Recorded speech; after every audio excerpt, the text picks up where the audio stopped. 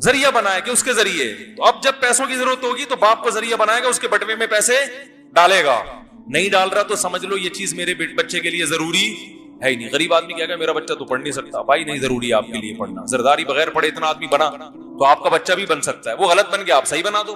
کیا خیال ہے؟ تو یہ ایجوکیشن کو بھی جو عذاب بنا دیا ہے نا, مسلط کر دیا ہے, یہ خود مغرب کا ایک تھوپا ہے ہمارے سر پہ. سمجھ رہے ہو؟ تربیت ضروری ہے, تربیت, انسان بنانا ضروری ہے. ایجوکیشن تو دیکھو, ڈاکٹر کو انجینئر کا نہیں پتا ہوتا نا, تو کیا وہ ناکام ہو جاتا ہے؟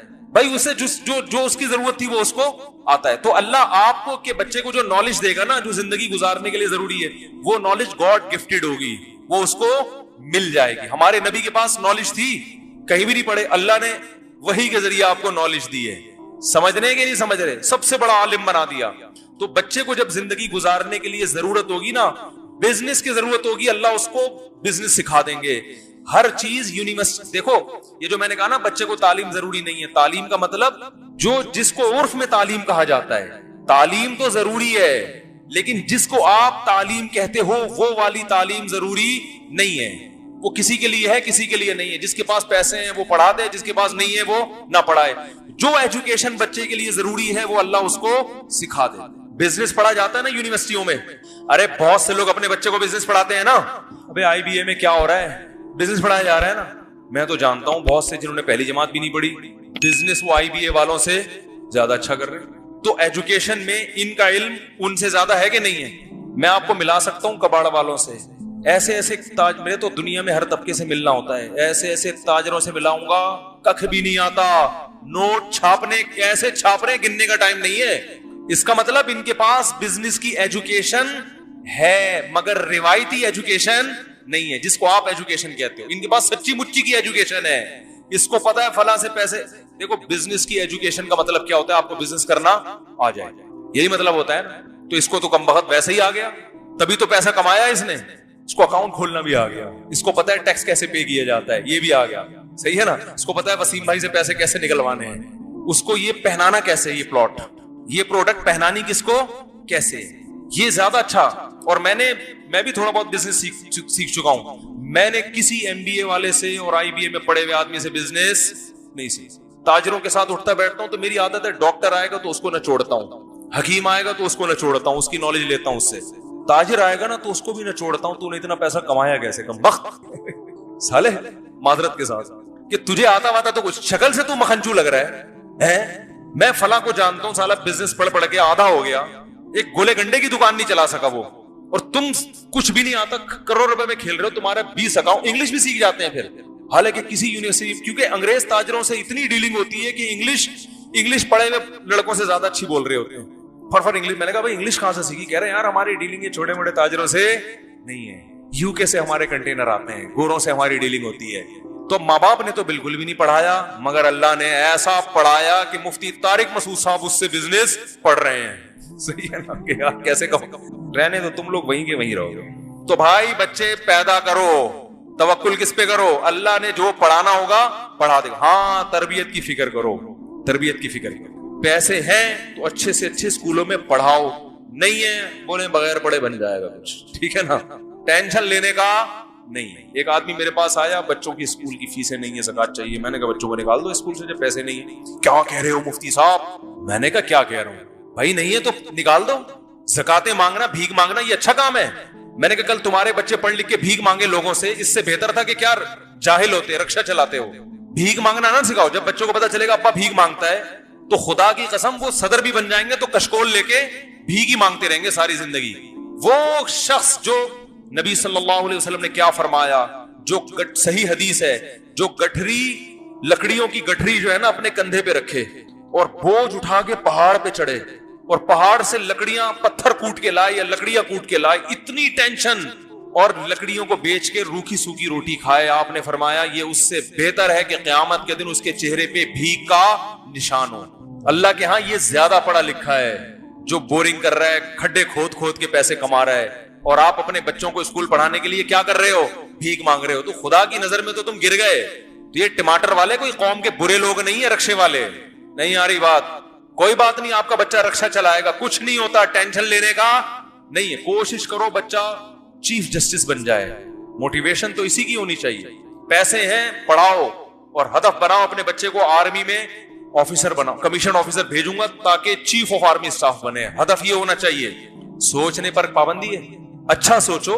और अल्लाह ने कहा है कि ताकतवर मोमिन कमजोर से अल्लाह को ज्यादा महबूब, तो ताकतवर बनाने की कोशिश करो। अपने बच्चे को फौज में भेजूंगा, कोशिश करो अपने बच्चे को बेहतरीन साइंटिस्ट बनाऊंगा।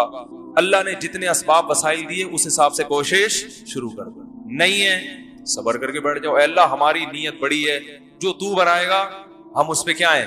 जैसे कोशिश होती है सेहत अच्छी हो, लेकिन हर एक की अच्छी हो जाती है, बीमार हो जाते हैं, सबर करो। ये तो नहीं कि मैं तो नाकाम हो गया, मैंने तो जिम खाना भी खोला हुआ था, मैं तो सुबह शाम विटामिन ए और बी के कैप्सूल भी खा रहा था और ये भी कर रहा था और कैंसर से बचने के साथ मुझे कैंसर क्यों हो गया, अब टेंशन ले रहा है। भाई असबाब कामयाबी के इख्तियार करने हैं, नतीजा किस पे छोड़ना है? अल्लाह पे। जो है इसी में बेहतरी। बीमार हो गए, भाई पैगंबरों पे भी बीमारियां आई हैं। अय्यूब अलैहिस्सलाम की सारी जिंदगी किसमें गुजरी? बीमारी में। इसी बीमारी की वजह से अल्लाह ने कहा नेअमल अब्द, अय्यूब बेहतरीन बंदा था। ये बीमारी ना आती तो अय्यूब अलैहिस्सलाम का कुरान में जिक्र ना होता।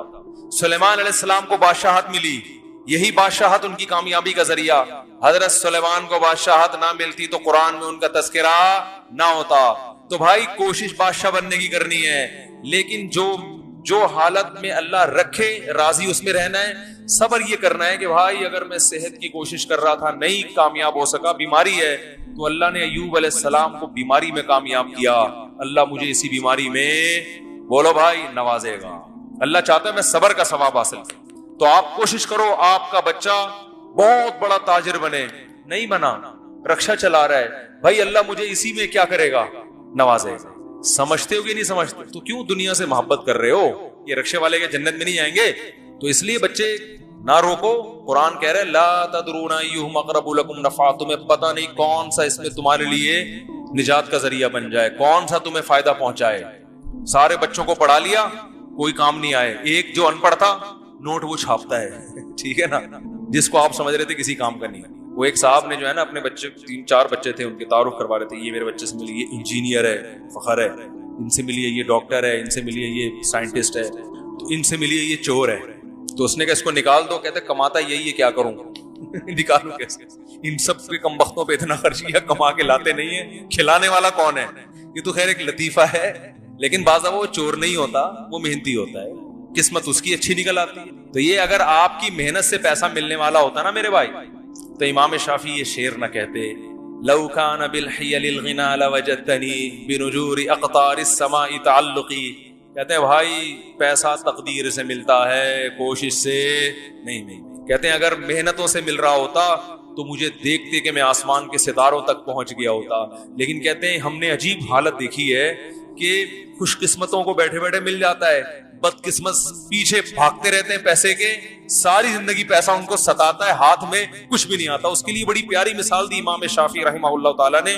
फरमाया इदा समिअत बि अन्न मजदूदन अता ऊदन व इदा समिअत बि अन्न मजदूदन हवा ऊदन फअस्मर फी यदैहि फसद्दिकी व इदा समिअत बि अन्न महरूमन अता माअन लियशरबहु फगाद फहक्किकी। कहते हैं अगर तुम कभी सुनो ना कि एक बदकिस्मत आदमी पानी पीने के लिए कुएं के पास आया, पानी लबालब भरा हुआ है, बंदा क्या है अल्लाह ने उसकी किस्मत में रखा है कि पानी इसको नहीं मिलेगा। वो कुएं के पास भी आ गया, कुएं में पानी भी क्या है भरा हुआ है, लेकिन अल्लाह नहीं चाहते। तो तुमने सुना कि पानी उसको देखते ही नीचे चला गया, ठीक है ना। तो कभी ऐसी खबर सुनो ना तो तस्दीक कर दिया करो, ये कोई अचंभे की बात नहीं है, होता है ऐसा। सारे वसाइल होते हैं, पानी फिर भी नहीं मिलता, पानी देख के गायब हो जाता है, बोलता मैं तो आया हुआ था लेकिन तेरी किस्मत में मैं हूं नहीं, मैं जा रहा हूं, टाटा, ठेंगा दिखाता हुआ जाता है पानी। तो कह रहे हैं ऐसी खबरों पे यकीन कर लिया करो, ये कोई अचंभे की बात नहीं है, बदकिस्मतों के साथ ऐसा होता है। और कहते हैं कभी ऐसा सुनो ना कि एक आदमी ने खेती बाड़ी की और खूब हल चलाया और खूब सोना यूरिया एंगो यूरिया डाला और ये वो और फलाना ढिमकाना, और इतना कुछ करने के बाद भी फसल नहीं हुई, पैसे डूब गए। लेकिन एक आदमी ने क्या किया, वैसे ही लकड़ी हाथ में पकड़ी और उसने वही फल देना शुरू कर दिया, कुछ भी नहीं, ना हल चलाए ना खाद डाली। वइदा समिअत बि अन्न मजदूदन हवा ऊदन फअस्मर फी, हाथ में ही फल देना शुरू कर दिया। सद्दिकी, بول دیا کرو ایسا بھی ہوتا ہے، کوئی اچھمبے کی بات نہیں. ایک مثال سے سمجھایا. بعض لوگوں کے پیچھے دولت بھاگتی ہے، وہ کہہ رہے ہیں پتہ نہیں کہاں سے آ رہا ہے، ادھر سے بھی آ گئے ادھر سے بھی آ گئے، آج وہ پلاٹ بھی بک گیا، آج وہ بھی کاروبار ہو گیا، وہ بھی ہو گیا. برس رہے ہوتے ہیں نوٹ، سمجھ میں نہیں آ رہا ہوتا یار یہ ہو کیا رہا ہے. ٹھیک ہے نا. جس بزنس میں ہاتھ ڈالیں، ہمارے ایک جاننے والے ہیں بینک میں، اسلامک بینک میں، تو ان کا ٹرانسفر بہت ہوتا رہتا ہے. تو میں نے کہا یار یہ کیا ہے عجیب، کبھی ادھر ٹرانسفر کبھی ادھر، ہے بہت بڑی پوسٹ. کسی نے کہا یہ جس بینک جو نہیں چل رہا ہوتا نا ان کو وہاں بھیج دیتے ہیں تو وہ چلنا شروع. کیا ان کے ہاتھ میں برکت ہے. جو برانچ نہیں چل رہی ہوتی نا وہاں ان کا ٹرانسفر ہوتا ہے اور وہ پہیے لگائے بغیر دوڑنا شروع کر دیتے. سمجھ رہے ہو کہ نہیں سمجھ رہے؟ تو ایسا بھی ہوتا ہے کہ آپ رزق آپ کو تلاش کر رہا ہوتا ہے اور بعض دفعہ جو کام کرو نہیں ہو رہا. تو یہ کس کے ہاتھ میں میرے بھائی؟ اللہ کا. تو اس کا مطلب جس کے پاس رزق کے دروازے کھلے ہوئے نہ وہ اترائے کہ اللہ مجھ سے خوش ہے، نہ نہ نہ نہ نہ، اس خوش فہمی مبتلا نہ ہو. اللہ آپ کو دے کے آزما رہا ہے. اللہ کیا کر رہا ہے بھائی؟ کھلا کے آزما رہا ہے. اور جو ہر کام میں ہاتھ ڈالے کام نہیں ہو رہا وہ ٹینشن میں نہ آئے، وہ یہ نہ سمجھے مجھ پہ کسی نے سفلی کر دیا ہے، جادو کر دیا ہے، میں فلاں عامل کو دکھاؤں گا اور جادو ہے اور یہ کروانا فلیتے پلیتے. نہ نہ نہ نہ نہ بھائی، اللہ آپ کو آپ سے چھین کے آزما رہا ہے. جس کو اللہ نے دے دیا وہ بھی مرے گا اور آپ بھی قیامت کا اعلان کر کے نہیں جاؤ گے. آپ کا بھی انا للہ.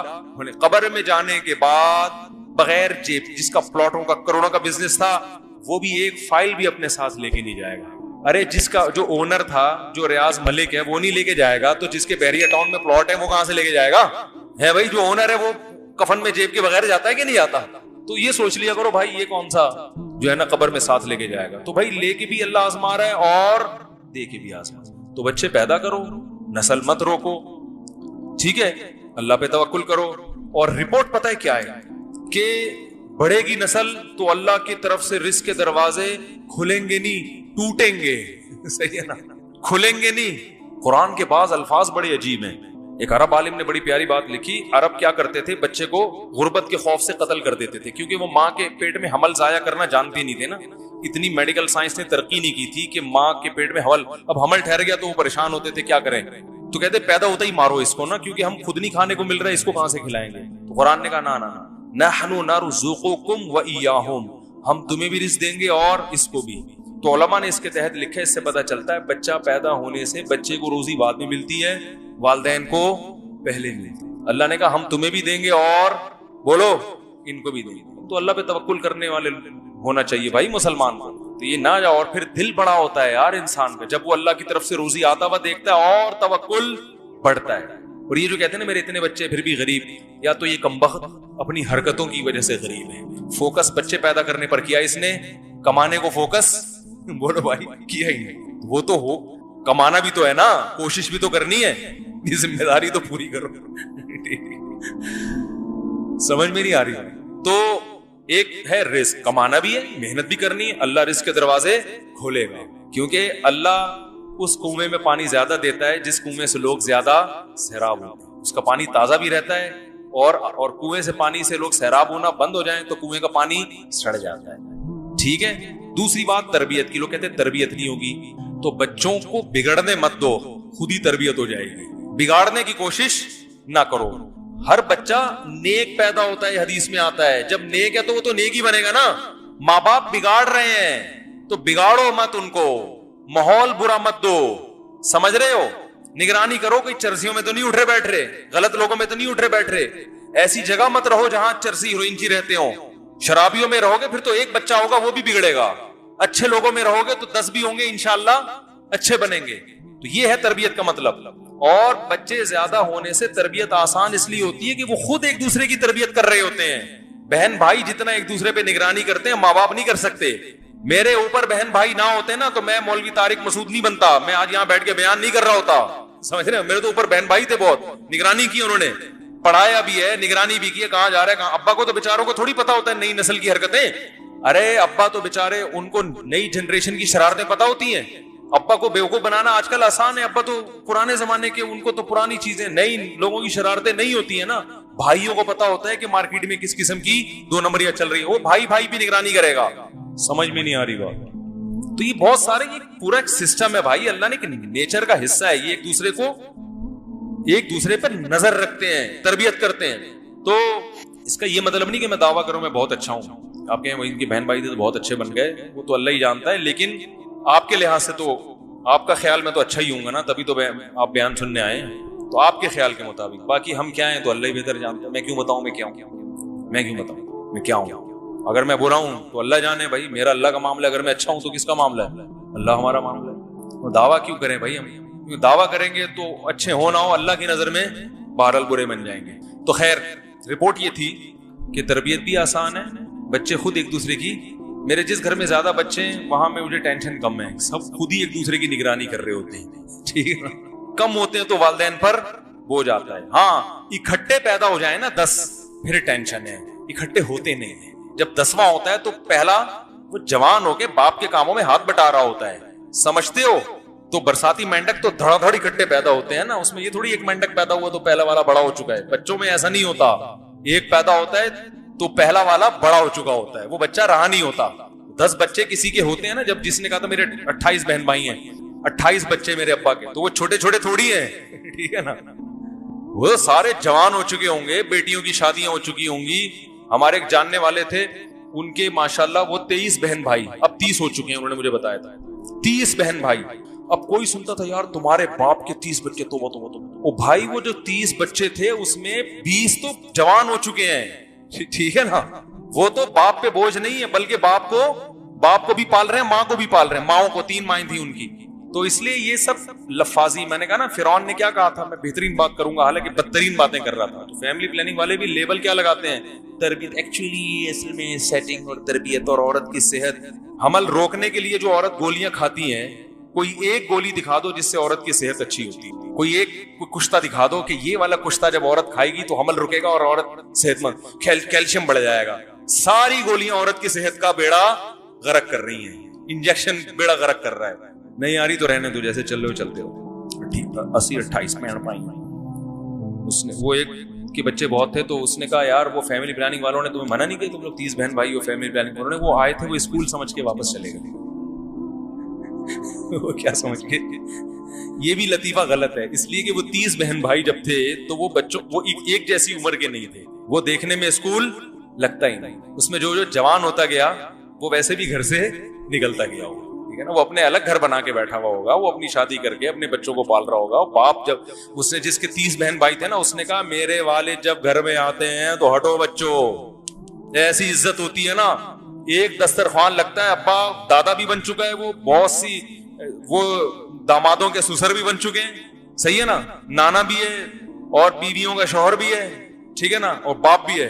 تو خاندان میں جو اس کی ویلیو ہے نا, اس کا کوئی تصور کر ہی نہیں سکتا. ایسے چمن کے تھے, وہ تھے کیا ہیں, وہ بار بار کہیں مجھے تھے کیوں بنا دیا مجھے صاحب نے, ایسے پگڑی پہن کے کہہ رہے ہیں دسترخوان پہ بیٹھتے ہیں اور سارا خاندان لائن سے بیٹھا ہوتا ہے. تو وہ 30 اتنے نہیں ہوتے, ان میں 2-4 اتنے ہوں گے جو لیٹسٹ ورژن ہے.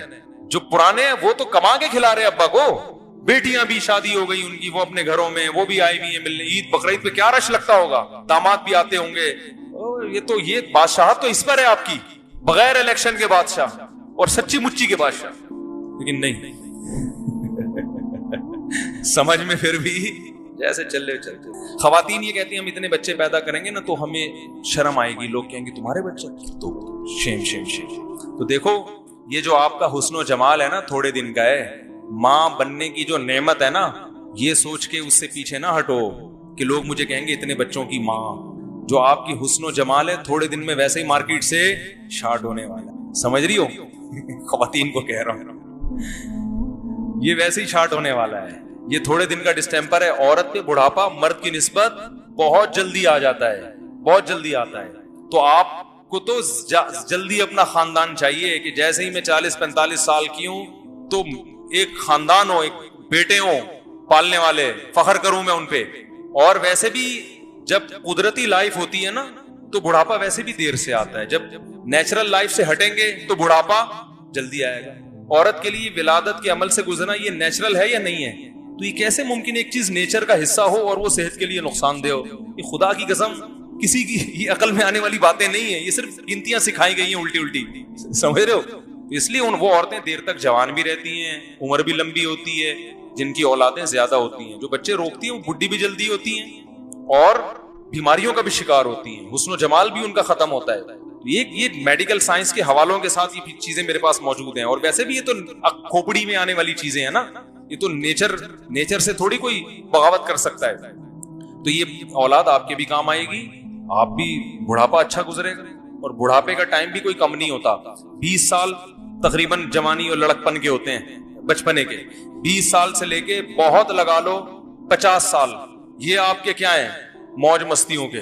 50 سال کے بعد بڑھاپا, اور وہ کب تک چلتا ہے, 70 سال تک چلتا ہے نا. اور اگر صحت اچھی ہو تو 80. 30 سال آپ نے نکالنے ہیں آخر, اور اس وقت آپ کو ضرورت زیادہ ہے. 30 سال اگر آپ کی اولاد ہول سیل کے حساب سے ہوگی تو بڑا اچھا ٹائم گزرے گا, نہیں ہوگی تو اچھا ٹائم نہیں گزرے گا. کیونکہ اس میں یہ پیسہ بھی آپ کے کام نہیں آئے گا, کیونکہ نہ مٹھائی کھا سکو گے شوگر کی وجہ سے, ایئر کنڈیشن میں زیادہ رہو گے تو ہڈیوں میں درد ہونا شروع ہو جائے گا, ٹھیک ہے نا. ڈرائیونگ کرتے ہوئے ہاتھ کانپیں گے, لانگ ڈرائیو نہیں کر سکتا, وہ کسی اور سے گاڑی, وہ جو گھومنے پھرنے کی عیاشی, وہ سب آہستہ آہستہ ختم. تو اس وقت صرف ایک اولاد ہی ہوتی ہے جو انسان کو راحت دیتی ہے. تو اس زندگی کے لیے کچھ نہیں سوچتے. دیکھو صحت مند آدمی نے بھی قبر میں جانا ہے, مرنا ہے, بیمار بھی جائے گا, تھوڑے دن پہلے چلے جائے گا, وہ بعد میں جائے گا, لیکن انجام تو ایک ہی ہے نا.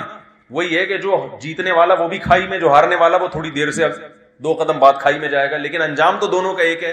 تو آپ کے ذہن میں آ سکتا ہے پھر کورونا وائرس سے بچنے کی کیا ضرورت ہے, پھر صحت کو بنانے کی کیا ضرورت, جبکہ حدیث میں کیا آتا ہے, المؤمن القوی خیر من المؤمن الضعیف. طاقتور مومن, ایک حدیث میں آتا ہے احب الی اللہ, اللہ کو زیادہ محبوب ہے کمزور مومن سے. یہاں طاقت, میرا اپنے جم کلب والا ویڈیو بہت سے لوگوں نے دیکھی ہوگی.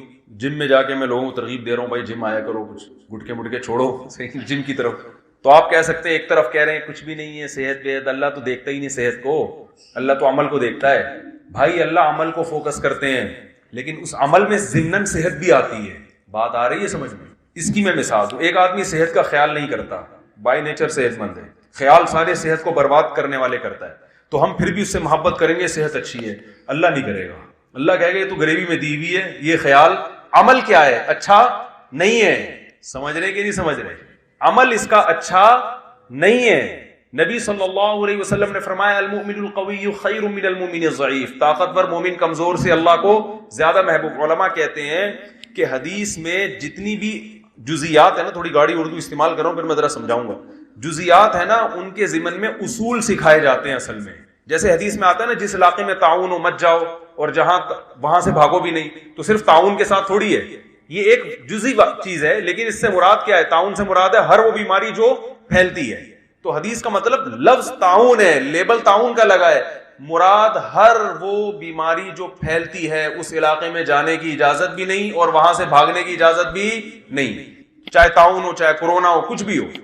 تو اسی طرح نبی صلی اللہ علیہ وسلم نے ارشاد فرمایا طاقتور مومن کمزور سے زیادہ اللہ کو محبوب. تو یہ ایک جزیہ ہے, لیکن علماء کہتے ہیں اس سے مراد اصول ہے. کہ کیوں, وجہ کیا ہے, اس کی ریزن کیا ہے, کہ جس کی صحت اچھی ہوتی ہے وہ کچھ کر سکتا ہے جو کمزور آدمی نہیں کر سکتا. تو پتہ چلا کہ حکم کا مدار کر سکنے یا نہ کر سکنے پر ہے.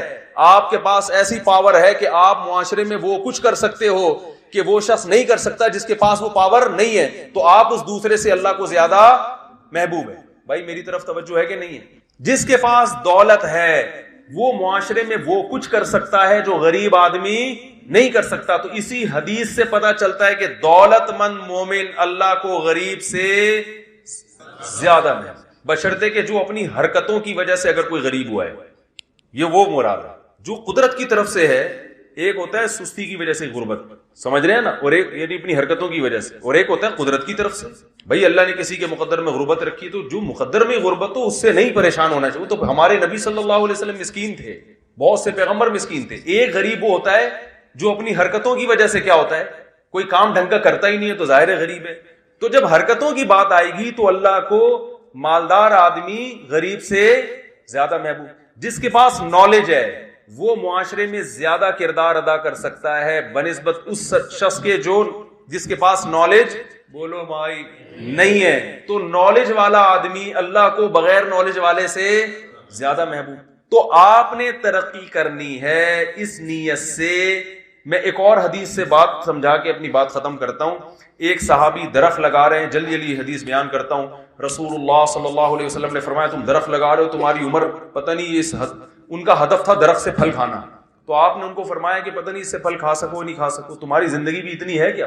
تو گویا ان کو درخت سے آپ نے روک دیا. لیکن دوسری طرف حدیث میں کیا آتا ہے, جس شخص نے درخت لگایا جب تک اس درخت سے چرند پرند کھاتے رہیں گے قبر میں بھی اس کو ثواب ملتا رہے. دیکھو ایک حدیث میں درخت لگانے سے روکا جا رہا ہے, دوسرے میں درخت لگانے کی بے پناہ ترغیب. گورا درخت لگاتا ہے صرف آکسیجن کے لیے, ہمیں پتہ چلتا ہے اس سے قبر میں بھی آکسیجن ملتی ہے بھائی. ہم دیکھو درخت ان لوگوں نے زیادہ لگائے ہوئے, ہم لوگ لگاتے ہی نہیں ہیں. حالانکہ ہمیں تو ان سے زیادہ درخت لگانے چاہیے نا اپنے ملکوں میں, یہاں بھی اور اپنے ملکوں میں بھی. کیا خیال ہے؟ ہمیں تو بتایا کہ لگا کے مر بھی گئے تو ضائع نہیں ہوگا, ضائع نہیں ہوگا بھائی. یہ تو پرندے بھی کھائیں گے, انسان تو دور کی بات, پرندے بھی کھائیں گے تو ثواب ملے گا. تو ایک حدیث میں درخت لگانے سے روکا جا رہا ہے, دوسری میں ترغیب دی جا رہی ہے. دو متضاد عمل ہیں. وجہ کیا ہے کہ ایک کا ویژن وہ ہے جو دنیا داروں کا ویژن ہوتا ہے اپنے لیے, تو ضروری نہیں ہے کہ آپ جو درخت لگا رہے ہو اس کا پھل کھاؤ, کیونکہ اس میں نقصان کیا ہوگا کہ پھل نہیں دیا تو ٹینشن, بکری کھا گئی تو ٹینشن, چوری کر کے لے گیا, بولو بھائی تو یہی ہو رہا ہے نا. بھائی یہ درخت ہی تو لگا رہے ہیں آپ, کوئی ڈاکٹر بننے کی کوشش کر کے درخت لگا رہے ہیں, اپنے آپ کو درخت بنا رہے وہ کہ یار میرا پھل لوگ کھائیں گے, لیکن لوگوں کو کھلانا مقصد نہیں ہے, مقصد پیسے کمانا. تو وہ اگر نہیں بن سکے گا وہ تو ٹینشن میں جائے گا, یا بن گیا لیکن ابھی پیشنٹ ہی نہیں آ رہے, کیا خیال ہے, یا پیشنٹ آ رہے ہیں لیکن وہ ساتھ میں جو کلینک ہے وہ زیادہ چل رہی ہے تو یہ اس کی چل نہیں رہی, تو یہ ساری چیزیں کیا کریں گی, ٹینشن پیدا کریں گے. لیکن یہی نیت اگر آپ کی صحیح ہو جائے کہ بھائی میں درخت اس لیے لگا رہا ہوں کہ میں بھی کھاؤں گا, دنیا کو بھی کھلاؤں گا, مقصد کیا ہے, درخت لگانے والا اللہ کو پسند ہے, کیونکہ یہ خیر کا کام ہے نا. خیر الناس من ينفع الناس, حدیث میں آتا ہے سب سے بہتر وہ ہے جو لوگوں کو فائدہ پہنچائے. تو لوگوں کو فائدہ پہنچانے کے لیے جب آپ درخت لگائیں گے, کل بھی مر جائیں تو کوئی ٹینشن نہیں ہے. آپ کے اعمال میں اللہ نے دیکھ لیا ایکم احسن عملا, یہ اچھا عمل کر رہا ہے, تو جب آپ نے درخت لگایا اچھا عمل اللہ کے رجسٹرڈ میں رجسٹرڈ ہو گیا ہے, اللہ کے رجسٹر میں رجسٹرڈ ہو گیا ہے. اب آپ مر جائیں تو بھی ٹینشن نہیں ہے, اللہ نے دیکھ لیا وہی اچھا عمل کر کے آئے. اور اگر وہ درخت ختم ہو جائے تو بھی ٹینشن نہیں ہے, وہ اجر تو لکھ لیا نا, باقی رہے گا تو گریبی. گریبی سمجھتے ہیں نا, یہاں گریبی ہے, یہاں ہوٹلوں میں گریبی نہیں, کیا فائدہ, کیا فائدہ بھائی ایسی زندگی کا. اصل تو مزہ ہی گریبی میں شروع ہوتا ہے, ایسا ہی ہے نا, جو بونس ہوتا ہے نا اصل تو مزہ اس میں شروع ہو, وہ فری کی ہوتی ہے نا. وہ ایک آدمی گیا نا ہوٹل میں, کہنے لگا بھائی روٹی کتنے کی, ہاں اس نے کہا نہاری کتنے کی, اس نے کہا اتنے کی, بریانی کتنے کی, اتنے کی, اس نے کہا سلاد اور رائتا, اس نے کہا فری میں, کہا 6 سلاد 8 رائتے لے آؤ, 6 سلاد اور 8 رائتے لے. تو اب جس نے درخت لگایا اس کی نیت کیا ہے, اچھی ہے, تو اپنا بھی فائدہ ہوگا, اگر زندہ رہ گیا تو یہ اللہ کی نعمت ہے بھائی, پھل کھاؤ بیٹھ کے, نہیں تو بہرحال آخرت میں ذخیرہ. تو بھائی درخت کی مثال میں نے بتایا نا, حدیث میں جزیات جو ہوتے ہیں وہ اصل میں اصول اور قاعدے اور کلیات اور ضابطے بیان کیے جا رہے ہوتے ہیں. مطلب ہے کوئی بھی ایسا کام جس میں محنت کم ہو آؤٹ پٹ زیادہ ہو, اس کو فوکس کرو.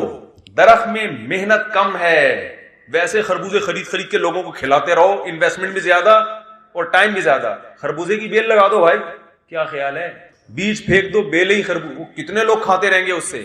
تو نبی کا مطلب کیا ہوا کہ ایسا کام کرو جس کی خیر بہت زیادہ. تو آپ اگر ایجوکیشن میں ڈاکٹر بنتے ہیں تو ڈاکٹر بننے میں 4 5 6 سال لگیں گے, ہاؤس جاب وغیرہ ملا کے, فائدہ پوری زندگی لوگ اٹھائیں گے کہ نہیں اٹھائیں گے. تو آپ بھی ایک درخت ہیں جس کی خیریں لوگوں میں تقسیم ہوں گی. اس میں آخرت کی نیت کرو, پیسہ بھی کماؤ, ملے گا پیسہ بھی, نیت کیا کرو, آخرت کی. تو ایکم احسن عملا میں آپ بھی داخل ہو جاؤ گے. یہ مسلمانوں میں ایک بہت بڑا ٹیکنیکل قسم کا فالٹ یہ کورونا وائرس سے زیادہ خطرناک پیدا ہو گیا ہے کہ انہوں نے اچھے عمل کو صرف نماز روزہ میں محصور کر لیا ہے. تبھی جو زیادہ پکا نمازی ہوگا اتنا ہی گھر میں سب سے زیادہ معذرت کے ساتھ سست ہوگا وہ.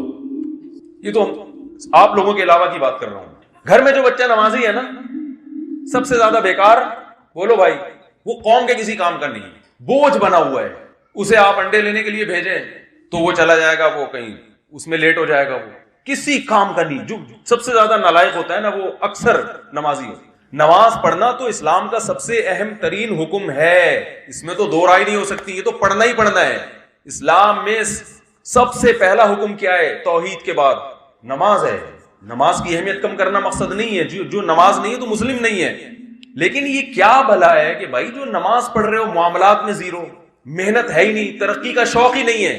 ہم نے تو ترقی کا شوق زیادہ ہونا چاہیے, کیونکہ ہماری ترقی میں تنزل ہے نہیں. ہم جس چیز میں ترقی کریں گے آخرت میں ہمارا شمار اللہ ہمیں وہ چیز دے دیں گے. اس میں ایسا نہیں ہے کہ وہ چیز ہم سے چھوٹ جائے.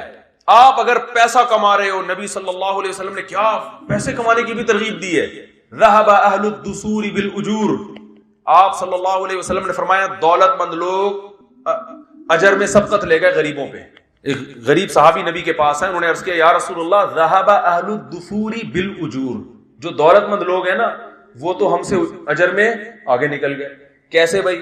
یا رسول اللہ ہم بھی نماز پڑھتے ہیں, وہ بھی نماز پڑھتے ہیں, ہم بھی جہاد کرتے ہیں, وہ بھی جہاد کرتے ہیں, ہم بھی تہجد پڑھتے ہیں, وہ بھی تہجد پڑھتے ہیں, لیکن وہ اپنا مال اللہ کے لیے خرچ کرتے ہیں, دین کی اشاعت کے لیے, غریبوں پہ, مسکینوں پہ. ہمارے پاس تو مال ہے ہی نہیں ہے بھائی. انسانیت کی خدمت جس طریقے سے وہ کر سکتے ہیں ہم نہیں کر سکتے. تو آپ نے فرمایا میں تمہیں تسبیحات بتاتا ہوں, وہ کرو تو وہ اس کا نیم البدل ہو جائیں گی. تو جب ان کو نبی نے تسبیحات بتائی تو مالدار صحابہ نے بھی وہ تسبیحات بھی شروع کر دی ساتھ ساتھ. وہ تو حریص تھے نا نیکی پر.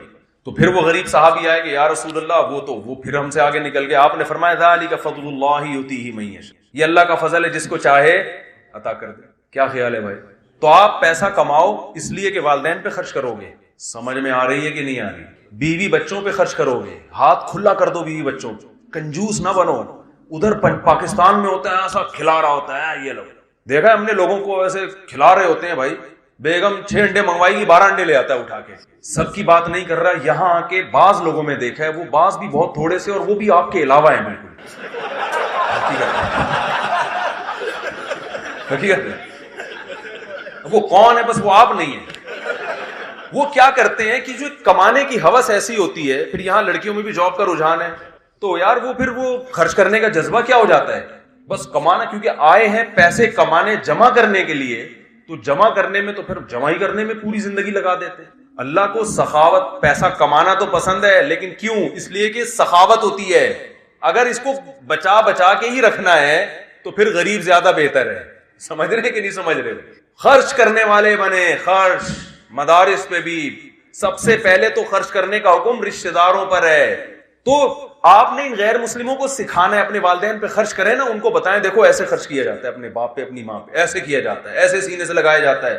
ان پہ خرچ کریں, غیر مسلموں پہ خرچ کریں. کوئی محتاج ہو آپ بولے بھائی تم میرے ساتھ دیکھو. میں ایک واقعہ سنا کے بیان ختم کرتا ہوں. ایک عرب تھے, یہ سچا واقعہ ہے بالکل, امریکہ سے سعودی عرب جا رہے تھے, گورا ان کے ساتھ بیٹھا ہوا تھا. وقت ہو گیا؟ اچھا بس میں سمیٹ رہا ہوں بات, آپ کو سوالات کا بھی موقع دیا جائے گا انشاءاللہ کچھ دن. تو وہ عرب جو تھے نا وہ کسی گورے کے ساتھ بیٹھے. عرب کی ماشاءاللہ اتنی بڑی داڑھی. تو وہ جو انگریز تھا نا وہ امریکن تھا, ان کو انگلش بہت اچھی آتی تھی. اب دیکھو آپ انگلش سیکھتے ہیں یہاں لوگ آ کے کہ یار ہمیں کانورزیشن میں آسانی ہو, آپ انگلش سیکھیں, لیکن آپ اس میں ایک اچھی نیت کر لیں, یار میں اسلام کی تبلیغ کروں گا, تو انگلش تو آ ہی جائے گی, تو یہ آخرت میں کیا بن جائے گی؟ ذخیرہ. نورانی قاعدہ پڑھنے پہ جو ثواب ملتا ہے ABCD سیکھنے پہ ملے گا آپ کو. حقیقت بتا رہا ہوں, کیونکہ آپ قرآن کی ہی تبلیغ کے لیے انگلش سیکھ رہے ہو نا. تو ہر اچھا کام, ہاں اس میں ایک چیز ہے, وہ تمام کام آپ کی زندگی سے نکل جائیں گے جن کو اسلام نے حرام قرار دیا. جو آپ کی زندگی سے نکل جائے, کیونکہ یہ پیسہ کمانے کا ایسا طریقہ ہے جو اللہ کو پسند نہیں ہے. شراب آپ کی زندگی سے نکل جائے گی, چاہے وہ باڈی کو کتنی ہی طاقت دے گی, کیونکہ یہ طاقت کے حصول کا ایسا طریقہ ہے جو اللہ کو پسند نہیں ہے. تو ہر وہ چیز آپ کی لائف سے نکل جائے گی. اچھی اور پاکیزہ چیزوں کو فوکس کرنا شروع کر دو گے آپ. تو وہ گورا جو تھا نا ان کے ساتھ بیٹھا USA سے, وہ عرب کے ساتھ ان کو جگہ ملی, تو وہ گورے نے نا اپنا نفرت سے منہ تھوڑا سا یوں کر لیا. وہ ورلڈ ٹریڈ سینٹر نیا نیا ہوا تھا, تو مسلمانوں کا ایک عجیب ہی دہشتناک قسم کا امیج دنیا کے سامنے گیا ہوا تھا کہ پتہ نہیں یہ دہشت گرد ہوتے ہیں, اور اتنی بڑی داڑھی, تو اس کا خیال تھا شاید یہ بم رکھا ہوا ہے انہوں نے داڑھی کے اندر. تو وہ گورا جو ہے نا نفرت سے دیکھ رہا تھا. عرب تھے ماشاءاللہ, احادیث یاد تھی ان کو, تو عرب نے ایک حدیث پر عمل کرنا شروع کر دیا. نبی صلی اللہ علیہ وسلم نے فرمایا من کان یؤمن باللہ والیوم الآخر فلیکرم جارہ. صحیح حدیث ہے, جو اللہ اور آخرت پر ایمان رکھتا ہے وہ اپنے ساتھ بیٹھنے والے کا اکرام. قرآن نے کیسے بیان کیا؟ وَاعْبُدُوا اللَّهَ وَلَا تُشْرِكُوا بِهِ شَيْئًا وَبِالْوَالِدَيْنِ إِحْسَانًا وَالْجَارِ ذِي الْقُرْبَى وَالْجَارِ الْجُنُوبِ وَالصَّاحِبِ بِالْجَنبِ وَابْنِ السَّبِيلِ. پڑوسیوں کی جتنی قسمیں تھی اللہ نے اس آیت میں بیان کر دی. تمہارا کلاس فیلو ہے، کلیگ ہے، تمہارے ساتھ یعنی جاب کرنے والا ہے، جہاز میں بیٹھنے والا ہم سفر، تھوڑی دیر کے لیے بھی کوئی، یہاں تک کہ آپ کسی بیان میں کسی کلاس میں بیٹھے ہوئے ہیں تو بھی دو آدمی ایک ساتھ ہیں نا، تو آپ کو دوسرے کا اکرام کرنا پڑے گا. ایسا نہ ہو کہ ایسے آلتی پالتی مار کے بیٹھ جائیں کہ اس کے لیے جگہ ہی نہ ہو. کوئی جگہ خالی ہوتی ہے آپ اس کو عزت دیں کہ یار آپ آگے ہو جائیں. یہ قرآن کے حکام ہیں بھائی. قرآن کہہ رہا ہے جو پہلو میں بیٹھا ہوا ہے نا اس کا بھی اکرام کرو. اکرام کا مطلب اس کو صرف اس کی خدمت نہیں، خدمت اور اکرام میں خدمت کہتے ہیں کہ وہ خدمت جس میں سامنے والے کی تعظیم ہو، رسپیکٹ دے رہے ہو آپ اس کو، تو اس کو رسپیکٹ دو. اس میں مسلم غیر مسلم سب برابر ہیں. آج دے رہے ہیں بولو بھائی نہیں، ٹانگیں کھینچ رہے ہیں ایک دوسرے کی. تو وہ جو تھا نا عرب، اس نے جب گورے کو دیکھا یوں نفرت کر رہا ہے تو اس عرب نے اس کا اکرام شروع کر دیا. ایئر ہوسٹس جب آئی نا کھانا وانے لے کے تو وہ ٹرے کھینچ دی. پہلے ان کو، ہمارے ہوتا ہے پہلے اپنے پاس رکھ لیا، وہ وہاں سے پھلانگ کے کھانا وہاں تک پہنچنا کافی مشکل ہو رہا ہوتا ہے، اس کی پرواہ نہیں کرتے بعض دفعہ. تو بھائی اور پھر کچھ اپنے پاس بھی کچھ چاکلیٹ موکلیٹ کوئی بھی چیز تھی اس سے پوچھنا شروع کر دیا. بڑے نرم انداز سے نا اس سے ہر چیز اس سے پوچھ رہے ہیں، یہ تو نہیں چاہیے، وہ تو نہیں چاہیے. تھوڑی دیر میں وہ عرب خود، میں نے ایک واسطے سے یہ واقعہ سنا، میں نے عرب سے براہ راست نہیں، ان عرب نے کسی کو بتایا تو وہ انہوں نے ہمیں بتایا. تو اس عرب کا بیان یہ تھا کہ تھوڑی دیر میں نے دیکھا کہ وہ مجھ سے مانوس ہو گیا اور ہیلو ہائے، اس کو اندازہ ہو گیا کہ اس کی داڑھی میں بم انداز ہو گیا. جی اچھا بس یہ واقعہ بیان کر کے ختم. اس کی داڑھی میں بم نہیں ہے کم از کم. تو مانوس ہو کے گپ شپ لگانا شروع کر دی. پوچھا بھائی تم یہ کیوں کر رہے ہو میرے ساتھ؟ ہو سکتا ہے بھائی کوئی جاب چاہیے ہو، یا کوئی قرضہ چاہیے ہو، یا کوئی کچھ بھی ہو سکتا ہے نا مقصد. آج تو جب بھی کسی کی تعظیم کی جاتی ہے بے مقصد نہیں ہوتی، کوئی نہ کوئی وجہ ہوتی ہے. تو اس نے کہا کہ بھائی میں اس لیے کر رہا ہوں کہ رسول اللہ صلی اللہ علیہ وسلم کا، ہمارے نبی کا ارشاد ہے من کان یؤمن باللہ والیوم الآخر. ہمارا تو ایمان قبول نہیں ہے نا، جو اللہ آخرت پر ایمان رکھتا ہے اس کی شرط ہے یہ. یعنی اس کا مطلب کیا ہے کہ جو یہ نہیں کرتا اس کا آخرت پر ایمان نہیں ہے، اور جس کا آخرت پر ایمان نہیں وہ مومن ہو سکتا ہے. تو ہمارے تو ایمان کی قبولیت کی شرط ہے کہ بھائی جو بھی دائیں میں بیٹھا ہے اس کی کو عزت دو، اس لیے مجبوراً عزت دینی پڑ رہی ہے. ٹھیک ہے. تو وہ گورے نے کہا کہ اور کیا کیا کہا ہے اسلام نے. اس نے تو بیچارے نے یہ سنا ہوا تھا مسلمان یہ کرتے ہیں، عجیب جو غلط ایک کانسیپٹ ہماری حرکتوں کی وجہ سے گیا ہوا ہے. تو بالآخر وہ کہتے ہیں کہ جب جہاز نے ٹیک آف کیا تھا تو اس وقت وہ ایسا غیر مسلم تھا جو اسلام اور مسلمانوں سے شدید نفرت، اور اترنے سے پہلے وہ کلمہ پڑھ کے مسلمان ہو چکا. اور کہہ رہے ہیں پورا اسلام میں نے اس کو، نبی صلی اللہ علیہ وسلم کی حدیث اس کو میں نے بتا دی، نبی کا یہ حکم، نبی کا یہ حکم، نبی کا یہ حکم. وہ حیران ہوا. تو میں یہ سوچتا ہوں کہ اگر اس کی جگہ میں ہوتا تو میں اس کو مسلمان، کیونکہ کانورزیشن میں کیا ہوتی، میری انگلش تو اتنی اچھی نہیں ہے، کیا خیال ہے بھائی؟ تو آپ انگلش اس نیت سے سیکھ لو، جس ماحول میں انسان رہتا نہیں ہے نا وہ زبان بول نہیں پاتا. ہم نے بڑی گاڑی عربی کی کتابیں پڑھی ہیں جو عرب بھی نہیں جانتے، ایسی عربی ادب کی، لیکن جب بولنے کی بات آئے گی تو چونکہ ماحول نہیں ہے نا، کتاب پڑھوا لو ہم سے، وہ کتابیں طلبہ کو بھی پڑھا دیں، لیکن ماحول جب تک نہیں ملتا تو آدمی اس زبان پہ قدرت نہیں ہوتی اس کو. تو آپ اس نیت سے سیکھ لیں کہ بھائی میں نے کیا کرنا ہے، اسلام کو پھیلانا ہے، میں نے لوگوں کو اللہ کی طرف لے کر آنا ہے. آپ اس نیت سے اکرام کریں. دیکھو ویل للمطففین ہے نا قرآن میں، کہ اپنا حق لینے کا وقت آتا ہے تو پورا لیتے ہیں، اور جب حق دینے کی باری آتی ہے ڈنڈی مارتے ہیں. ان کے لیے قرآن کہہ رہے جہنم کی آگ ہے. آپ جب آفس جاتے ہیں، کہیں جاب کر رہے ہیں، اگر آپ ایمانداری سے کام نہیں کر رہے تو آپ کو کیا پوری تنخواہ لینے کا حق ہے؟ تو یہ آسٹریلیا کا قانون بعد میں ہے، اللہ کا قانون پہلے ہے کہ آپ کو تنخواہ لینے کا حق نہیں ہے. آپ حکومت کے قانون کو دیکھ کے چل رہے ہو، آپ کے پاس تو اللہ کی کتاب ہے جو آپ کو مجبور کر رہی ہے کہ آپ کسی کا حق نہیں دبا سکتے، آپ حکومت کے قوانین کو نہیں توڑ سکتے. تو یہ تو اللہ کا حکم ہے. تو آپ نے ترقی بھی کرنی ہے، پیسہ بھی کمانا ہے، لیکن ہدف آخرت کو بنانا ہے. تو پھر یہ ساری چیزیں آپ کو کے ذہنی سکون کا ذریعہ بنے گی اور آپ کی آخرت کو سنوارنے کا ذریعہ بنے گی. اور اگر اسی دنیا داری میں پڑ کے رہ گئے تو بھائی دنیا قارون جتنی آپ کما نہیں سکتے، اور پاور آپ کے پاس فرعون جیسی آ نہیں سکتی. تو جن کے پاس آئی تھی ان کا کیا ہوا؟ تو اس پہ کسی نے کہا کہ بھائی اس سے تو یہ پتا چلا کہ پھر ملازمت بہت بری چیز ہے. تو میں نے کسی بیان میں یہ وضاحت بھی کی ہے. دیکھیں ملازمت کے دو پہلو ہوتے ہیں. علی الاطلاق ملازم کو برا کہنا تو کسی بھی لحاظ سے ٹھیک نہیں ہے کہ جو ملازمت کر رہا ہے. ملازمت کے دو پہلو ہوتے ہیں. ایک وہ ملازمت ہوتی ہے جس میں آپ کسی بڑے ویژن کا حصہ ہو, وہ ملازمت شریعت میں اس کی ترغیب ہے. مثال کے طور پر آپ ملک کی حفاظت کے لیے فوج میں جاتے ہو, ہے تو یہ ملازمت, لیکن آپ کا ہدف کیا ہے؟ ایک ملک کی کنٹری کی حفاظت کرنا. یہ ملازمت تو ہے, تجارت نہیں ہے. اس میں پیسہ بھی کم ہوگا, جو تاجر لوگ جتنا کما لیتے ہیں اتنا ایک فوجی بیچارہ جو بارڈر پہ لڑنے والا تھوڑی کماتا ہے. لیکن یہ ملازمت بہت محبوب ہے اگر آپ کی نیت اچھی ہے تو بہت مقدس عمل ہے. اسی طرح آپ کسی یونیورسٹی میں ٹیچر ہو, آپ کہتے ہو یار میں ٹیچنگ کے شعبے میں جاؤں گا کیونکہ جو لوگ آپ کے پاس آئیں گے وہ بات ٹیچر کی سنتے ہیں, تو اچھا ٹیچر سوسائٹی کو ملے گا تو اچھی معلومات دنیا میں پھیلیں گی. تو ٹیچنگ کا شعبہ کیا ہے؟ ایک مقدس ہے, بشرطے کہ جو پڑھا رہا ہو وہ ٹھیک چیز پڑھا رہا ہو, وہ مفید چیز پڑھا رہا ہو. تو بہت ساری ملازمت کے شعبے. اسی طرح کوئی ڈاکٹر بنتا ہے تو وہ بھی ملازم, سرکاری ہسپتال کا ملازم ہوگا یا پرائیویٹ ہاسپٹل کا ملازم ہوگا, ہے یہ بھی ملازمت. اور ڈاکٹروں کے اتنا پیسہ ڈاکٹر نہیں کماتے ہیں جتنا تاجر کماتے ہیں. ڈاکٹر کی جتنی محنت ہوتی ہے نا اتنا ڈاکٹر کما نہیں سکتا. لیکن آپ اس ملازمت کو برا کہنا شروع کر دو, یہ بہت بری بات ہے. وجہ اس کی ہے کہ ڈاکٹر کا شعبہ اتنا مقدس ہے کہ انسانی جان کی حفاظت کا ذریعہ ہے. ہاں ایک ملازمت وہ ہے جس میں آپ کسی کی جاب کر رہے ہو, آپ کو ایک مخصوص تنخواہ مل رہی ہے, فائدہ کمپنی کو ہو رہا ہے اور کمپنی بھی انسانیت کو کوئی بڑا فائدہ نہیں پہنچا رہی ہے. جیسے آپ کولڈ ڈرنک کمپنی میں جاب کر رہے ہو. کس میں جاب کر رہے ہو؟ کولڈ ڈرنک کی کمپنی ہے, اس میں آپ جاب کر رہے ہیں. تو آپ کو ایک مخصوص تنخواہ مل رہی ہے, آپ نے چاپلوسی بھی کر رہے ہو باس کی, اور آپ مکھن بھی لگا رہے ہو, اور ڈانٹ بھی پڑ رہی ہے, گالیاں بھی مل رہی ہیں. فائدہ کون اٹھا رہا ہے؟ کمپنی. اٹھا لے فائدہ, کوئی مسئلہ نہیں ہے, لیکن انسانیت کو کیا دے رہی ہے وہ فائدہ اٹھا کے؟ کچھ بھی نہیں دے رہی. شوگر کے مریض بنا رہی ہے, لوگوں کا ویٹ کیا کر رہی ہے. گٹکا کمپنی میں جاب کر رہے ہو آپ, پان کمپنی میں, سگریٹ کمپنی میں جاب کر رہے ہو, تو بھائی ایسی جگہ جاب کرو جہاں انسانیت کو فائدہ ہو. تو اب سمجھ میں آئی بات.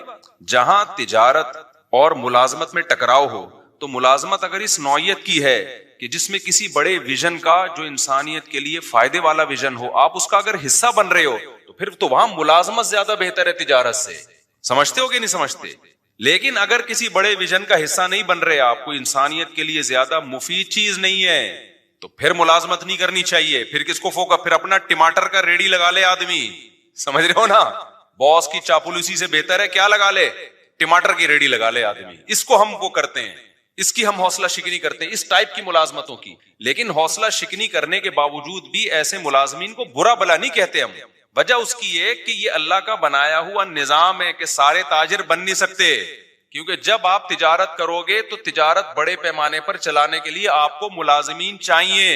یہ دنیا کا نظام ہے, یہ اللہ کا نظام ہے. اللہ تعالیٰ فرماتے ہیں ہم نے ان کے درمیان معیشت کو, رزق کو تقسیم کر دیا ہے. لیتخذ بعضهم بعضا سخریا, سب کو ایک جیسی دولت نہیں دی ہے تاکہ بعض لوگ بعض کو کیا بنائیں, اپنے ماتحت رکھیں. یہ دنیا کا نظام ہے, یہ چینج نہیں ہو سکتا. تو کوئی بھی بڑا بزنس مین جو ملازموں کو اور جو جاب کرنے والوں کو گالیاں دے رہا ہے نا, تو آپ اس کو بولا کرو تیرے پاس جو لوگ جاب کر رہے ہیں نا, سب سے پہلے تو ان کے منہ پہ جا کے گالیاں دے کے ریکارڈنگ کر کے ڈال دے کہ جو چوکیداری کر رہے ہیں نا تیرے گیٹ کی, یہ بے غیرت ہے, ٹھیک ہے نا, یہ چوکیداری کر رہے ہیں, اس کو گالیاں دے سب سے پہلے. تو سمجھ میں آ رہی ہے بات کہ نہیں آ رہی؟ وہ بھی تو پھر بے غیرت ہی ہو گیا نا جو آپ کی چوکیداری کر رہا ہے. بعض لوگ غریبوں کو بے غیرت, بے شرم, پتہ نہیں کیا کیا تانے دے رہے ہیں کہ یہ ملازمت کرتے ہیں, یہ ٹیچروں کے جو ہے نا وہ جو ہے وہ مکھن لگاتے ہیں, اور اس طرح کی فضول قسم کی باتیں. تو کوئی بھی ایسا شخص جب کوئی بات کیا کرے, آپ نے بولنا ہے کہ بھائی آپ جب کوئی بڑا بزنس کر رہے ہو تو آپ کو بھی تو ملازمین کی ضرورت ہے. تو یہ ساری گالیاں عام ملازمین کو دینے کے بجائے نا, سب سے پہلے آپ کی کمپنی میں یا آپ کے بزنس میں جو لوگ ملازم ہیں, آپ نے ان کو کیا کہنا ہے, بے شرم بھی کہنا ہے, بے غیرت بھی کہنا ہے. پھر دیکھو وہ اسی بندوق سے اٹھا کے سر پھوڑیں گے تمہارا. تو ترغیب تو دی جائے گی بزنس کی, لیکن ملازم پیشہ آدمی کو گالیاں دینا نہیں بنتا, کیونکہ ہر انسان تجارت کی کوشش کر کے بھی تاجر بن نہیں سکتا. یہ اللہ کا نظام ہے, کیونکہ تجارت کو چلانے کے لیے بھی آپ کو بڑے پیمانے پر ملازمین کی ضرورت. اب دیکھو اوبر اور کریم والوں نے دماغ استعمال کر کے ایک سافٹ ویئر بنا کے بزنس چلا دیا ہے. تو اگر یہ ڈرائیور نہ ہوتے اوبر کریم کے تو کیا ان کا بزنس چلتا؟ تو ناممکن ہے. تو ایک ایسی کامن سینس کی بات ہے کہ جس کے اندر سینس ہوگی تو وہ یہ سمجھے گا, سینس ہی نہیں ہے تو پھر ہم یہی کہیں گے کہ پیسہ آنے کے بعد کھوپڑی کیا ہو جاتی ہے, آؤٹ ہو جاتی ہے. تو السلام نے بھی ضرورت کے وقت ملازمت کی ہے کہ نہیں کی ہے؟ موسیٰ علیہ الصلوۃ والسلام مصر سے چل کے مدین گئے کیونکہ قتل کا کیس تھا آپ کے اوپر، تو آپ مدین گئے ہیں، تو اب وہاں کیا بزنس کرتے بھائی؟ تو موسیٰ علیہ السلام کو پھر 10 سال کے لیے ملازمت ملی بکریاں چرانے کی، تو موسیٰ علیہ السلام نے چرائی بکریاں، 10 سال چلائیں۔ تو آپ اگر خدا نخواستہ ملازمین کو علی الاطلاق برا بلا کہنا شروع کر دو گے کہ جاب بری ہے، تو کس پر اعتراض ہوگا؟ موسیٰ کلیم اللہ جن کی لاکھوں کروڑوں انسان جن کی خاک کے برابر بھی نہیں ہے، تو اس لیے ہم بھی یہ کہتے ہیں بھائی تجارت کو ملازمت پہ ترجیح دو، کوشش کرو، لیکن اگر نہیں ہو پا رہا ہے، یہ ہر ایک میں نہیں ہو پائے گا، یہ تو جو ہو دنیا کو مسافر خانہ سمجھ کے بولو گزارا چل، کوئی بات نہیں یار۔ ڈیمانڈ جو کروڑ پتی بزنس کرنے والے ہیں وہ بھی لمبے ہو جائیں گے تھوڑے دنوں میں، اور جو بیچارہ کہیں چوکیداری کر رہا ہے وہ بھی خبر میں جا کے کیا ہو جائے گا۔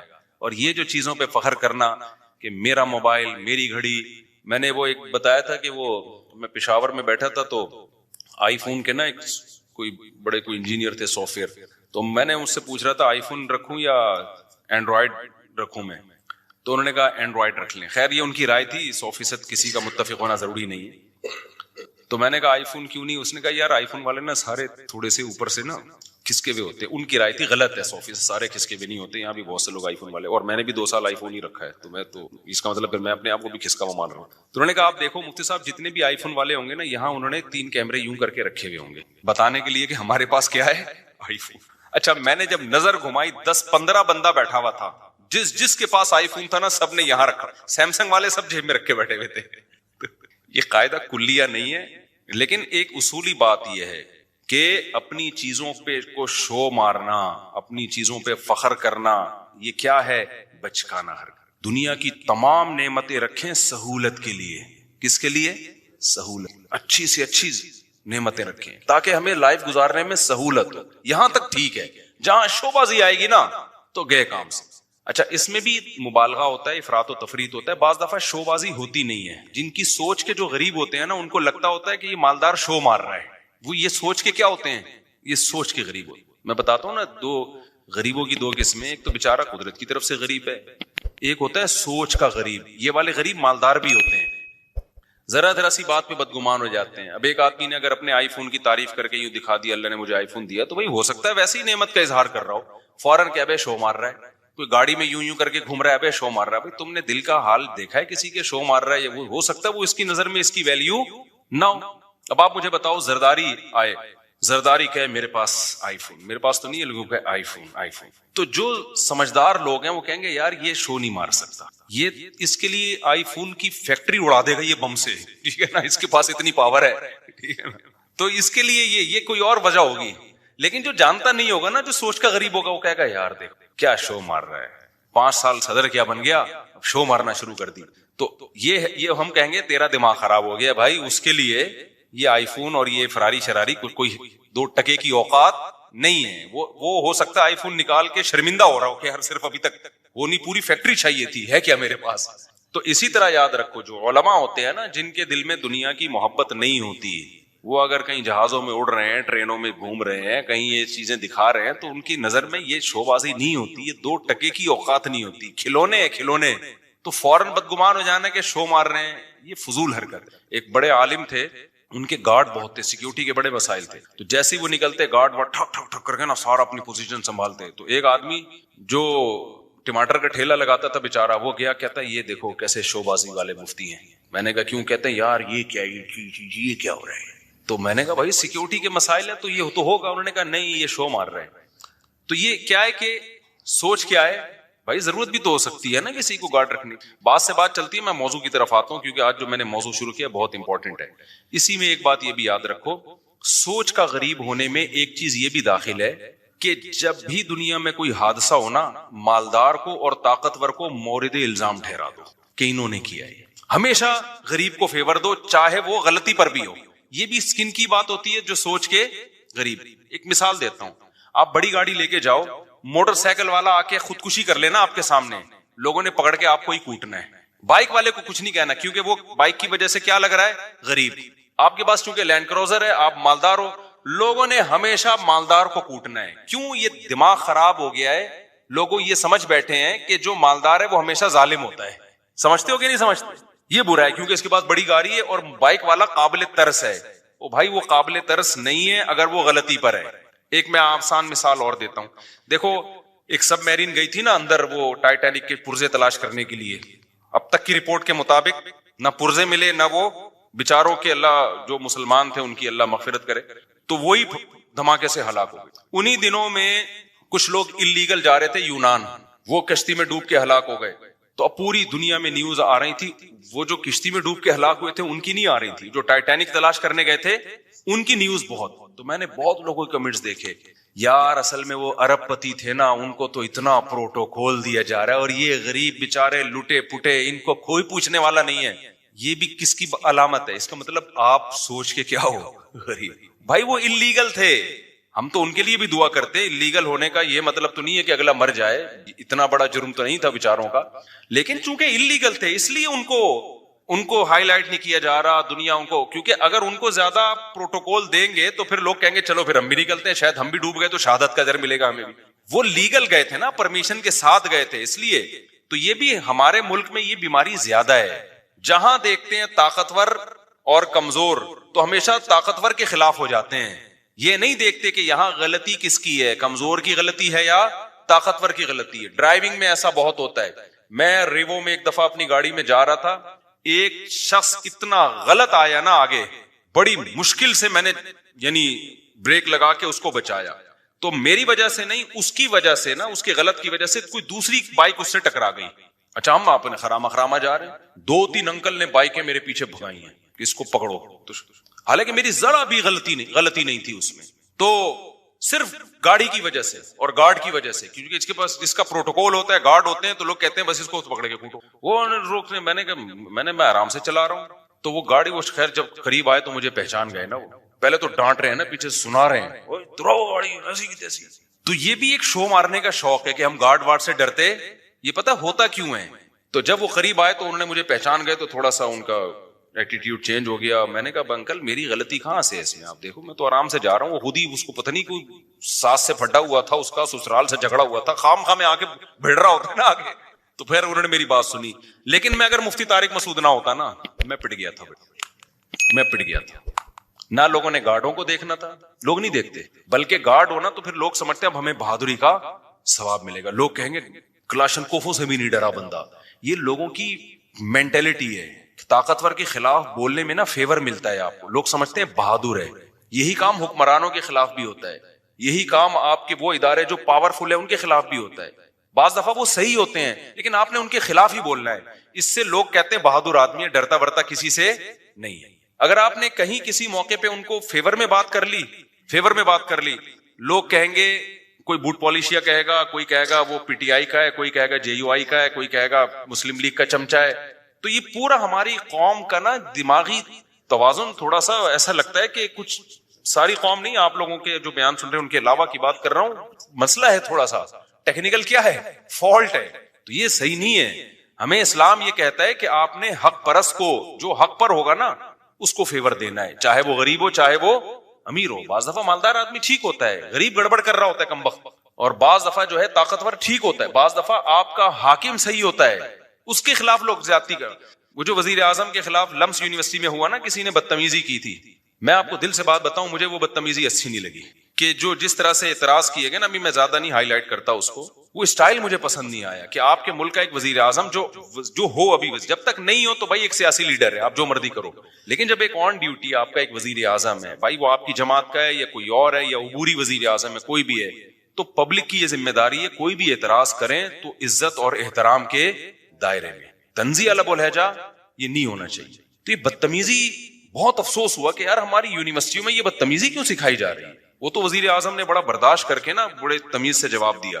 تو یہ غلط ہے بھائی, آپ رسپیکٹ سکھائیں لوگوں کو, اپنے بڑوں کی, چاہے وہ جو بھی ہو. جب آپ کا بڑا ہے تو بڑا ہے نا یار, آپ کو اس کو, نبی صلی اللہ علیہ وسلم کی صحیح حدیث ہے, انزل الناس منازلہم, لوگوں کو ان کے مرتبے کے حساب سے لوگوں کے ساتھ پیش آؤ. حاکم کو سمجھانے کا طریقہ وہ نہیں ہے جو ایک عام آدمی کو سمجھانے کا طریقہ ہے. نبی صلی اللہ علیہ وسلم کے پاس ایک سردار ملنے کے لیے آیا جو بڑا ظالم اور برا آدمی تھا. وہ نبی نے اس کو عزت دی تو امی عائشہ رضی اللہ تعالیٰ عنہ نے فرمایا یا رسول اللہ یہ تو ٹھیک آدمی نہیں ہے. آپ نے فرمایا انزل الناس منازلہم, ایک اسٹیٹس ہے نا اس کا اپنی قوم میں, ایک مرتبہ ہے, تو اس کے حساب سے اس سے چلنا پڑے گا. ایسا نہیں ہے کہ قوم کا سردار ہے چونکہ 2 نمبر ہے تو اٹھا کے اس کو جو ہے وہ مٹی میں بٹھا دیا, کیونکہ انسان کی نیچر ہے کہ جس مرتبے کا ہوتا ہے نا وہ والی ویلیو اگر آپ اس کو نہیں دیتے تو اپنی توہین محسوس کرتا ہے, اور جب وہ اپنی توہین محسوس کرتا ہے تو پھر آپ اس سے خیر کی امیدیں لگانا چھوڑ دیں. جو کام اصلاح کا ہو سکتا ہے وہ بھی نہیں ہوتا. اب دیکھو میں جب جاتا ہوں نا, پتہ ہے یہ نیچرل ہے, یہ جو اسلام کا حکم ہے نا یہ انسان کی فطرت کا حصہ ہے. انسان کا دل بھی یہ چاہتا ہے کہ جو ریسپیکٹیبل ہے اس کو عزت دی جائے. اب دیکھو میں بعض دفعہ جا رہا ہوتا ہوں, یہ جو ہمارے گرین چینل والے لوگ ہیں کتنا ہم سے نظریاتی اختلاف کرتے ہیں, لیکن میں کہیں جا رہا ہوتا ہوں نا بعض دفعہ ہری پگڑی والے آتے ہیں بڑی عزت سے سیلفی یہ وہ چل رہا ہوتا ہے. میں حیران ہوتا بھائی یار بڑے بڑے خلاف ہیں لیکن یہ بڑی عزت دے رہے ہیں. وجہ کیا ہے کہ اگلے کو یہ احساس ہوتا ہے کہ یار چلو ہمارا نظریاتی اختلاف ہے لیکن ایک سیلیبریٹی تو ہے نا, اب اسی توہین کرنا یہ نیچر کہتی ہے کہ یار یہ غلط ہے. سمجھ میں آ رہی ہے بات کی, ایک سیلیبریٹی تو ہے نا, تو جب ایک ہے تو ٹھیک ہے سیلفیاں نہ لو لیکن بے عزتی بھی نہ کرو, توہین نہ کرو کسی کی. ہمارے سامنے اگر کوئی ایسا شخص آ جائے جس سے ہمیں 100 دفعہ اختلاف ہو لیکن ایک مشہور ہو جس کی سوسائٹی میں ایک عزت ہو, تو آپ کا کیا خیال, ہم ٹھڈے مار کے بھگائیں گے, ہم یہ کہیں گے جا یہاں سے. تو یہی ہوتا ہے بھائی, جو صحیح ہے غلط ہے وہ ایک الگ بحث ہے, لیکن سوسائٹی میں ایک عزت ہے, تو اگر آپ نے اس سے تمیز سے بات نہیں کی تو وہ اپنی زیادہ بے عزتی محسوس کرتا ہے. تو یہ نبی صلی اللہ علیہ وسلم کی حدیث ہے انزل الناس منازلہم. یہاں ایک اور اشکال کا بات سے بات نکلتی ہے.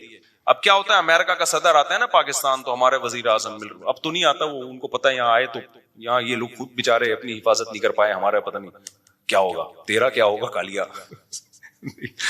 تو لیکن اب کیا ہوتا ہے, لوگ کہتے ہیں سعودی عرب کا بادشاہ کیسے مل رہا ہے امریکہ کے صدر سے, یا پاکستان کا وزیر اعظم امریکہ کے صدر سے کیسے مل رہا ہے, دیکھو یہ کافروں کو اور ایک اسلام دشمن کو یہ رسپیکٹ دی جا رہی ہے.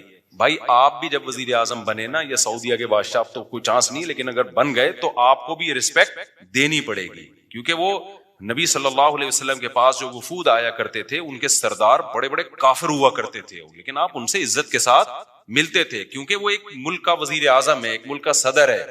تو اس میں جو سوچ کے غریب ہوتے ہیں نا, وہ کہتے ہیں دیکھو ان کے کیسے تعلقات ہیں, ایسے ہینڈ شیک کر رہے ہیں. وہ سعودی عرب کے ایک بادشاہ نے کیا کیا تھا, وہ امریکہ کا صدر آیا تھا تو وہ مسافر کے لیے میرے خیال ہاتھ بڑھائے تو اس نے ہاتھ ہی نہیں بڑھایا نا, تو یہ کوئی اچھا کام نہیں کیا, ٹھیک ہے نا. یہ امیج جو گیا ہے نا, لوگ کہتے ہیں یہ ہے حق پرستی. حق پرستی کی بات نہیں ہے بھائی, آپ کی جو پالیسیاں ہیں وہ آپ چینج نہ کریں امریکہ کے کہنے پر یا کسی کے دباؤ میں آ کے.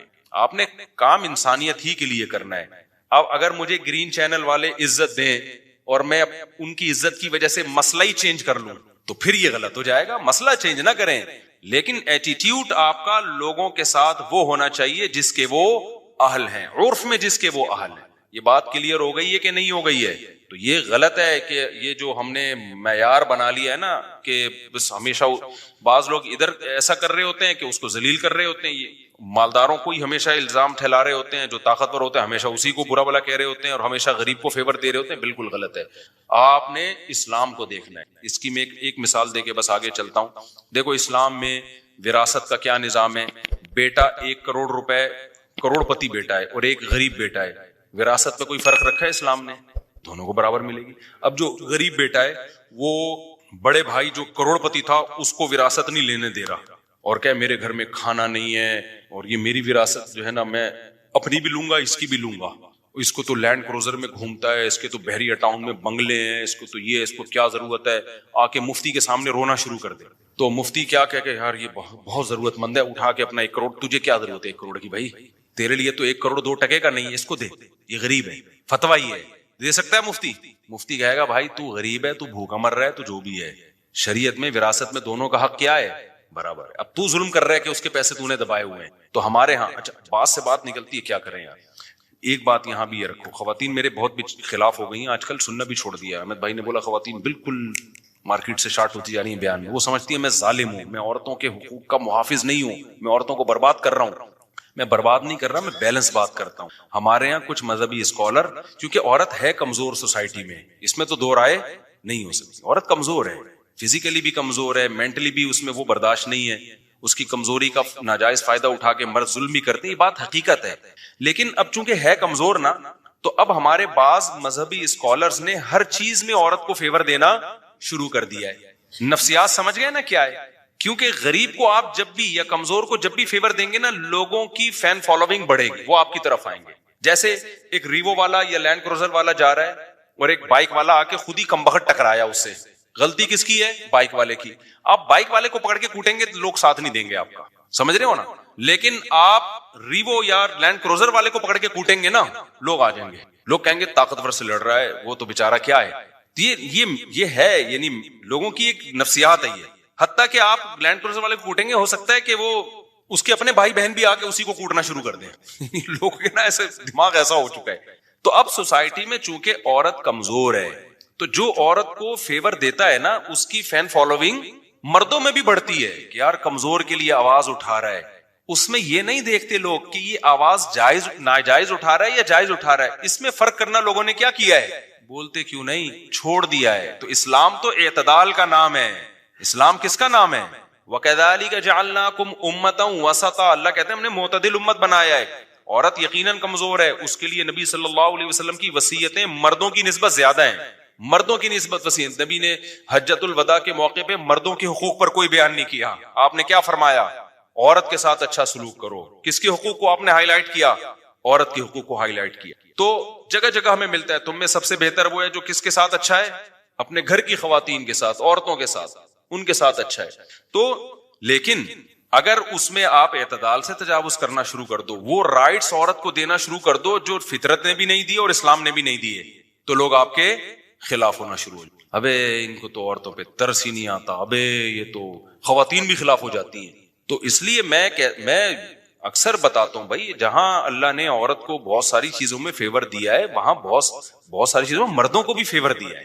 گھر کا سربراہ اللہ نے عورت کو بولو نہیں بنایا. کس کو بنایا ہے؟ بلکہ بتاؤں، عورت کو اس لیے تو عورت کے حقوق اسلام نے بہت اہتمام سے بیان کیے ہیں کہ وہ ماتحت ہے. آپ کے حقوق ماتحتوں کے بیان کیے جاتے ہیں، سرپرستوں کے کم بیان کیے جاتے ہیں، کیونکہ وہ تو ویسے ہی سرپرست ہے نا. نہیں آئی میرا خیال ہے بات سمجھ میں؟ وہ تو ویسے ہی کیا ہے، تو جو پاورفل ہوتا ہے نا اس کو کہا جاتا ہے کمزور کی مدد کرو. اب ہمارے ہاں کمزور کو پاورفل بنایا جا رہا ہے، اس سے سارا نظام فطرت چینج ہو جائے گا. یعنی ایسے رائٹ اس کو دینا شروع کر دے کہ وہ مرد کو لگے کہ میں بیوی ہوں اور یہ میاں ہے.